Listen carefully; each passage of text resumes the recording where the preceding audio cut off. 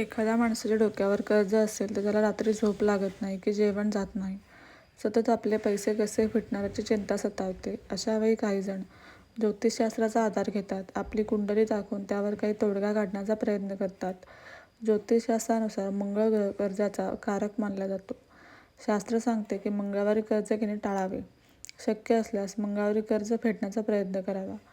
मंगळवारी घेतलेले कर्ज आयुष्यभर फेडता येत नाही आणि त्याचा त्रास मुलांपर्यंत पोहोचतो. काही ज्योतिषांच्या मते बुधवारी कर्ज देणे अशुभ आहे, कारण बुधवारी दिलेले पैसे परत मिळणे खूप कठीण होते. ज्योतिषशास्त्रानुसार व्यक्ती कर्जबाजारी का होतो? जन्मकुंडलीतील 6वे घर कर्ज, योग, रोग आणि इतर समस्यांसाठी पाहिले जाते. कधीकधी आजारपण किंवा अपघात यामुळे व्यक्ती कर्जबाजारी होते. केवळ 6वे घरच नाही तर इतर घरांचाही विचार करणे आवश्यक आहे. याशिवाय कुंडलीतील काही वाईट योग आणि घराचे किंवा दुकानाचे वास्तुदोषही कर्जबाजारीपणाला कारणीभूत ठरू शकतात. कुंडलीत पितृदोषासारखे योग असल्यास व्यक्ती वडिलांच्या कमाईवर आयुष्य घालवते किंवा कर्ज घेऊन जीवन जगते. जर सूर्य लग्न स्थानात शनी ग्रहासोबत असेल तर व्यक्ती कोर्ट कचेरीच्या कामात अडकते आणि कर्ज घेऊन जीवन व खटले चालवते.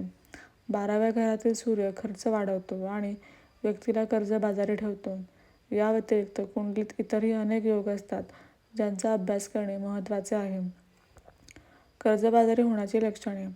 जर कुंडलीत मंगळ ग्रह कमजोर असेल म्हणजे त्याचे अंश कमी असतील तर कर्ज घेण्याची परिस्थिती निर्माण होते.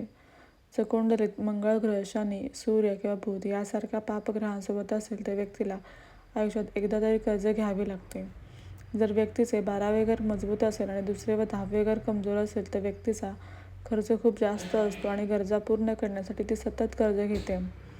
घरातील वास्तुदोष जसे की ईशान्य कोपऱ्यात जास्त बांधकाम असणे किंवा उत्तर दिशा जड किंवा दक्षिण दिशा हलकी असणे यामुळे व्यक्तीचा खर्च वाढतो आणि कर्ज घेणे भाग पडते. कर्जमुक्तीसाठी अचूक व सोपे उपाय. 1. कर्ज, रोग, भीती आणि शत्रूपासून मुक्ती मिळवण्यासाठी मंगळवारपासून सुरुवात करून दररोज ऋणमोचन मंगळ स्तोत्र पठण करणे आवश्यक आहे. 2. मंगळवारी तांब्याच्या धातूपासून बनवलेले त्रिकोणी मंगल यंत्र घरी किंवा कार्यालयात स्थापित करावे. 3. कर्जबाजारी व्यक्तीवर चालणारी महादशा किंवा अंतर्दशा यानुसार रत्न प्रदान करणे आवश्यक आहे. 4. जन्मकुंडलीतील ग्रहस्थितीनुसार कर्जाची कारणे आणि त्यातून बाहेर पडण्याचे मार्ग ज्योतिषशास्त्रात सांगितले आहेत. मंगळवारी कर्ज घेणे टाळणे आणि शक्य असल्यास कर्ज फेडणे हे एक महत्त्वाचे शास्त्रवचन आहे. 5. कुंडलीतील 6वे घर म्हणजे कर्ज आणि रोगांचे प्रतिनिधित्व करते.